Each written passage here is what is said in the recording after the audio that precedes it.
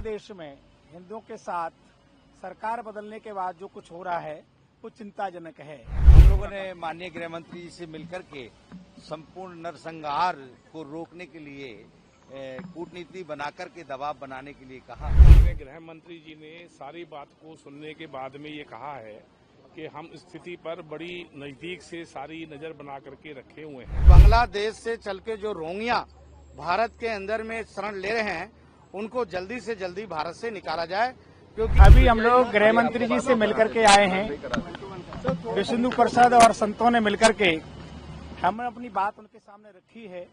बांग्लादेश में हिंदुओं के साथ सरकार बदलने के बाद जो कुछ हो रहा है वो चिंताजनक है। हमने अपनी चिंता व्यक्त की। माननीय गृह मंत्री जी ने हमारी बात बड़ी गंभीरता से सुनी है। तो मुझे लगता है कि वो जो भी उचित होगा, वैसे कदम उन्होंने उठाए भी हैं, आगे भी कदम उठाएंगे। वहां पर बांग्लादेश में जिस प्रकार से गैर मुस्लिमों को जीना मुश्किल हो रहा है उसके पर चिंता व्यक्त हमने कर दी है। और वहां हिंदुओं की सुरक्षा हो या जो भी अल्पसंख्यक समुदाय है, गैर हिंदू भी हैं, उनकी भी सुरक्षा हो। मानवीय दृष्टि से सबको जीने का अधिकार है।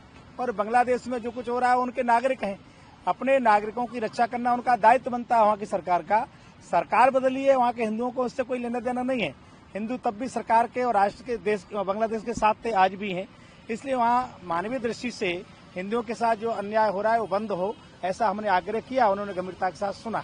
हम लोगों ने माननीय गृह मंत्री जी से मिलकर के संपूर्ण नरसंहार को रोकने के लिए कूटनीति बनाकर के दबाव बनाने के लिए कहा। उन्होंने बहुत गंभीरता से उस विषय को सुना और कहा कि हमारी सरकार पूरी तरीके से जो सजग है, वहाँ के जो नरसंहार को रोकने के लिए जो भी हम लोग उचित कार्रवाई कर सकते हैं, कदम उठा सकते हैं, वो उठाएंगे। और माननीय गृह मंत्री जी और समस्त भारत की सरकार और माननीय प्रधानमंत्री जी इस बात को लेकर बहुत चिंतनीय हैं। आज पूजनीय संतों का प्रतिनिधि मंडल माननीय गृह मंत्री जी के आवास पर समय लेकर के आज मिला है और उन्होंने वहां के जो हिंदुओं की जान माल का नुकसान हुआ है उस पर गंभीर चिंता व्यक्त करते हुए माननीय गृह मंत्री जी को ज्ञापन भी दिया है।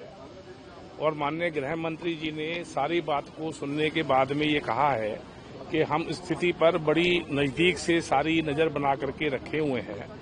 और जब इतना बड़ा परिवर्तन होता है तो थोड़ा बहुत नुकसान उसके अंदर जरूर होता है, लेकिन कोई बड़ा नुकसान हम हिंदुओं का किसी भी कीमत पर होने नहीं देंगे।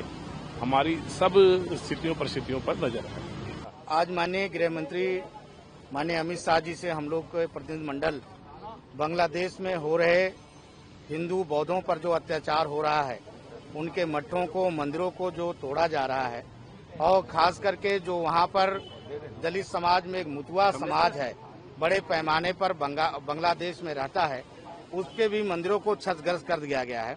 आपको मालूम होगा कि हिंदुओं की संख्या 25% थी, आज हिंदुओं की संख्या घटकर 7% रही। बौद्धों की संख्या 23% थी, आज घट करके केवल 2% रह गई है। तो बांग्लादेश में हिंदुओं बौद्धों पर अत्याचार होता रहा है। हमने माननीय गृह मंत्री जी को अवगत कराया है। माननीय गृह मंत्री जी ने, हमें पूरा विश्वास है देश के प्रधानमंत्री माननीय नरेंद्र मोदी जी पे और गृह मंत्री जी पे कि हमारे जो हिंदू भाई हैं, जो अल्पसंख्यक भाई हैं, उन पे कार्रवाई अब नहीं होगा। ऐसा उन्होंने विश्वास हमें दिलाया है कि जब सरकार बदलती है तो ये होना जाना रहता है और इस तरह से हो रहा है। मैं एक चीज और हम लोगों ने रखा है कि बांग्लादेश से चल के जो रोहिंग्या भारत के अंदर में शरण ले रहे हैं उनको जल्दी से जल्दी भारत से निकाला जाए, क्योंकि भारत में की भी दुर्दशा उसी तरह से हो रहा है जिस तरह बांग्लादेश और पाकिस्तान में रोहिंग्यों कर रहे हैं। तो रोहिंग्या मुसलमान भारत में सबसे ज्यादा शरण ले रहे हैं, उनको भी हम लोगों हटाने के लिए प्रधानमंत्री से आग्रह किया और गृह मंत्री से आग्रह किया है।